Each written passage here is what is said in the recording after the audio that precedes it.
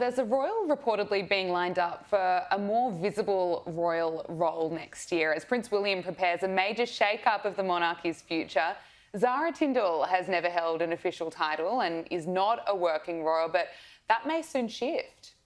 Well, Zara, I think, is the perfect role model for William's new regime, not alone Charles's regime, but also William in the future, because she's visible, she's relatable, she's a dependable ally of William's now, no drama. She has her own career. She's not only a successful equestrian, she's a businesswoman. I've met her and I've seen her at the Gold Coast for the world standard Magic Millions event every year in January, and she is very impressive in person. I mean, her horse riding skills are just exceptional. I mean, she's a former Olympian, but also the way she mingles with the crowd and the ambassador role she naturally has as a royal. And I think the suggestion of this story is that Anne is kind of training her up to take over some of her duties if that should needed to be done. Wow. There's no suggestion Anne's stepping away from the spotlight. She is our hardest working royal, but I think she'd like to maybe sort of sweep Zara into some of that play, and Zara's a perfect person for it. So a terrific ambassador. I think this is really good news. Yeah, that's exciting news, which the royal family definitely needs. They do.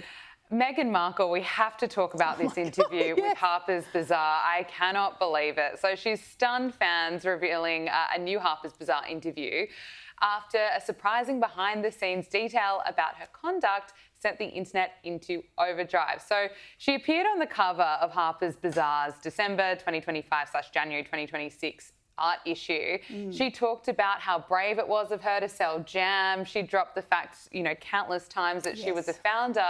And it was revealed in this interview that even if there were only two people in the room, that Meghan Markle needed to be formally announced, formally welcomed. I mean, that's extraordinary. It is extraordinary, and to me, it speaks to the contradiction in Meghan's brand, which is she likes to style herself as the anti-royal rebel.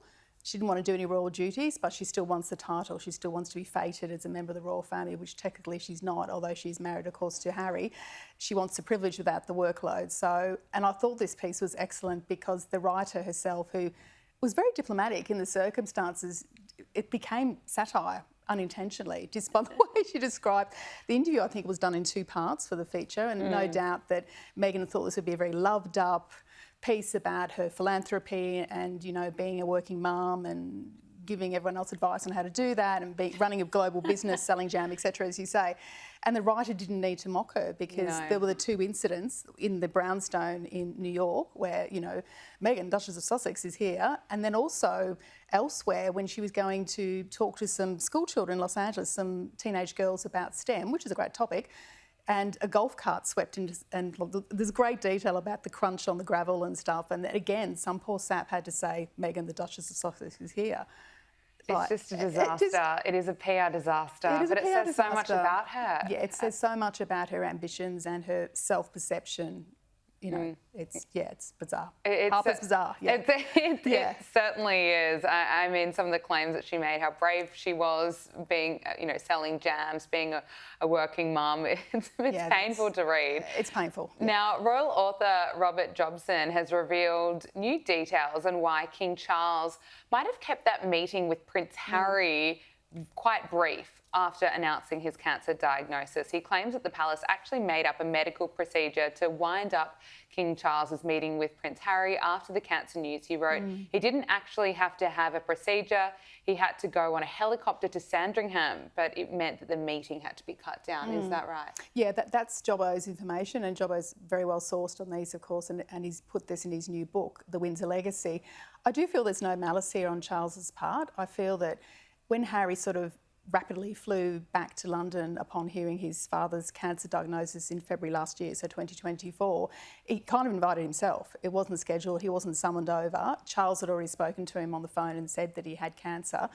So I think that given that Charles was newly being treated, chemotherapy or radiotherapy or whatever he was having, he was exhausted. It was also at the height of the Netflix saga, not long after Spare was released, so everyone was on high alert for any snippet of information, worried that it was going to end up in Spare 2.0. Yeah. So the royal household would have been worried about this, but Charles himself would have been exhausted and probably more concerned about his health, of course.